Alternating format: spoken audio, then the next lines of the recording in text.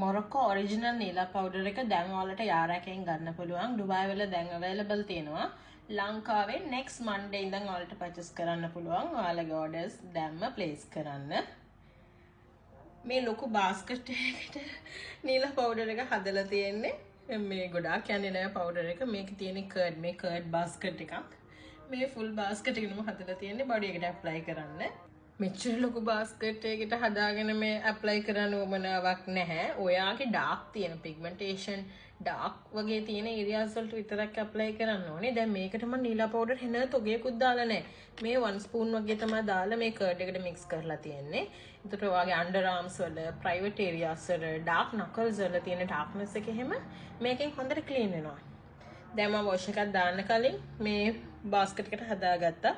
මේක full body apply කරලා විනාඩි 20ක් විතර dry වෙන්න තියලා wash කරන්න තියෙන්නේ. first wash එකෙම ඔයාට results එක බලා ගන්න පුළුවන්. අනිත් එක saffron වගේමයි මේ මොරොකෝ නීලා වල original fake කියලා දෙකක් තියෙනවා.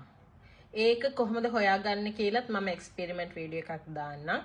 මේ just මම sudden video එකක් ගත්තේ මේක apply කරන්න කලින් ඔයාලට පොඩි introduction එකක් දෙමු කියලා. මෙච්චර ගොඩක් හදාගන්න එපා. face එකට apply කරන්නේ නම් නීලා එකෙන් half spoon වගේ දාලා curd 2 spoon වගේ දාලා හදාගන්න තියෙන්නේ. curd ම නෙවෙයි දාන්න ඕනේ water use කරන්නත් පුළුවන් rose water use කරන්නත් පුළුවන්.